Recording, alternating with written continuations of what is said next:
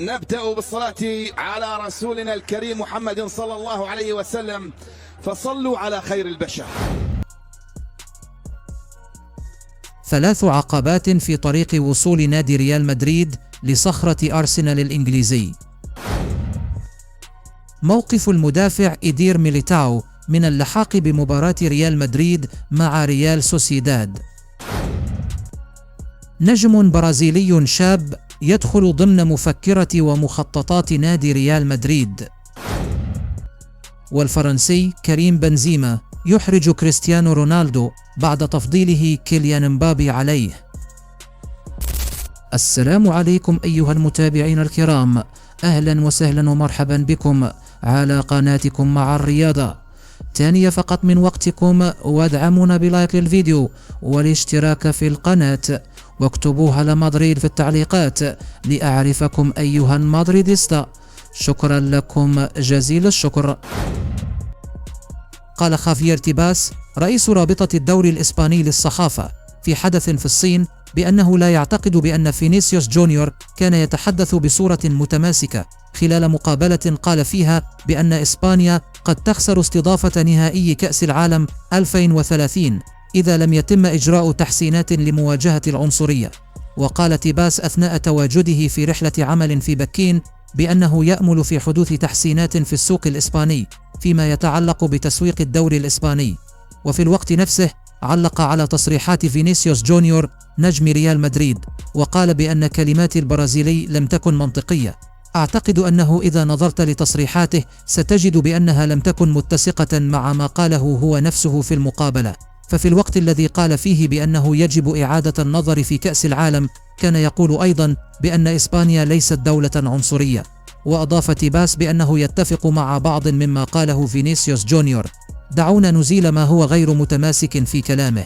إن إسبانيا ليست دولة عنصرية، وأنا أتفق معه. ولا تزال تصريحات نجم الميرينجي موضوعا حساسا للغاية في إسبانيا، ففي حين يقود حملة ضد العنصرية فإن ردود الفعل تجاه تصريحاته لم تكن جيدة. ولم يتفق حتى زميله في الفريق داني كارفاخال معه، فقد رفض فكرة أن تكون إسبانيا معرضة لخسارة استضافة كأس العالم 2030. لم يتأخر رد الفرنسي كريم بنزيما مهاجم الاتحاد السعودي على خلفية حديث زميله السابق في ريال مدريد البرتغالي كريستيانو رونالدو مهاجم النصر الحالي. وأجرى كريستيانو رونالدو حوارا مع اللاعب الإنجليزي المعتزل ريو فيرديناند عبر قناته بموقع يوتيوب، وفاجأ الجميع بتفضيل الفرنسي كيليان مبابي المنتقل حديثا إلى ريال مدريد على زميله السابق في ريال مدريد كريم بنزيما. وطلب فرديناند من البرتغالي كريستيانو رونالدو اختيار الأفضل ما بين الثنائي الفرنسي، وبدون تردد أو تخمين أجاب صاروخ ماديرا بوضوح واختار كيليان مبابي رغم أنه قضى فترة مميزة مع كريم بنزيما في ريال مدريد. وسلطت صحيفة آس الإسبانية الضوء على رد كريم بنزيما الذي نشر صورة الكرة الذهبية التي توج بها عام 2022 عبر حسابه بموقع التواصل الاجتماعي إنستغرام، وهي متواجدة على طاولة المطبخ. وعلقت الصحيفة الإسبانية على الصورة التي نشرها نجم ريال مدريد السابق والاتحاد السعودي الحالي كالآتي: لم يستغرق كريم بنزيما وقتا طويلا في الرد على كريستيانو رونالدو، ونشر صورة للكرة الذهبية على حسابه بإنستغرام متواجدة على الطاولة كما لو كانت أي أداة مطبخ.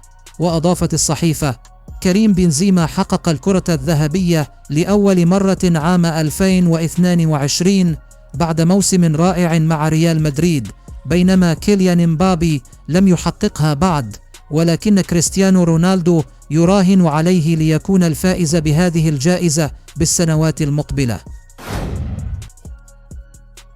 هدأت حالة الذعر داخل أروقة ريال مدريد بعد أسبوع من القلق بسبب إصابات تشواميني وداني سيبايوس وإيدير ميليتاو وفيرلاند ميندي، حيث تلقى أنباء جيدة بخصوص حالة قلب دفاعه.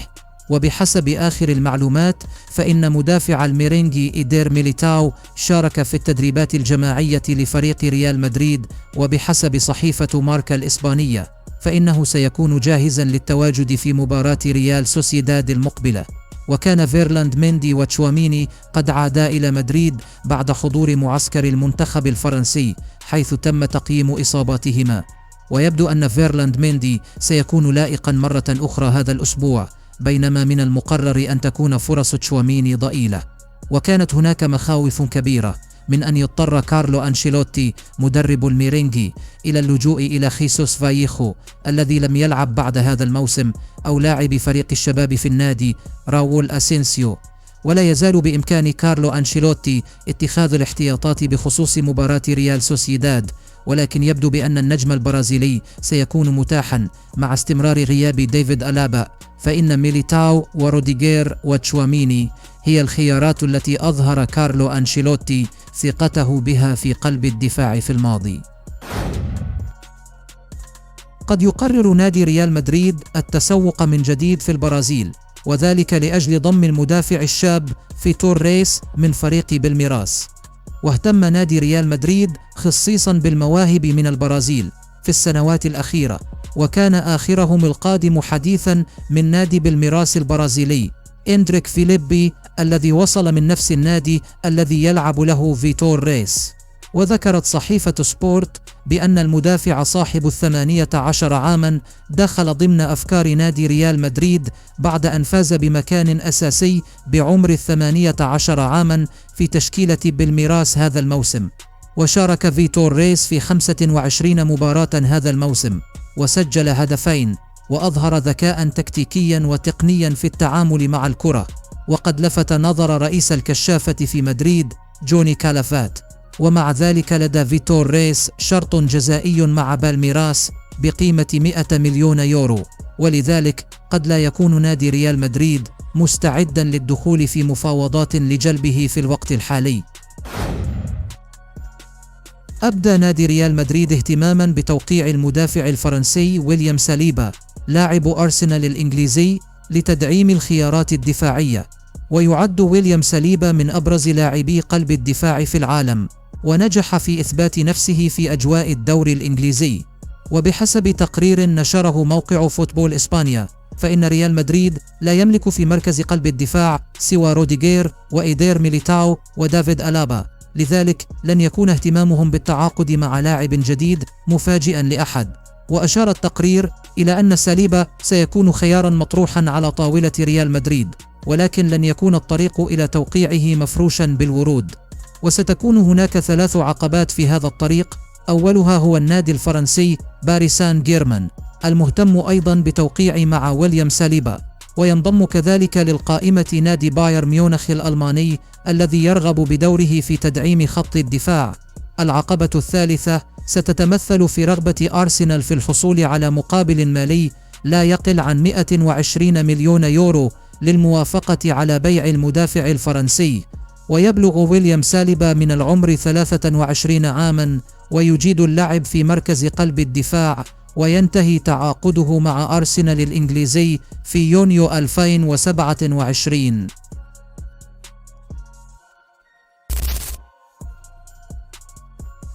إن أعجبك هذا الفيديو لا تنسى عمل لايك والاشتراك في القناة.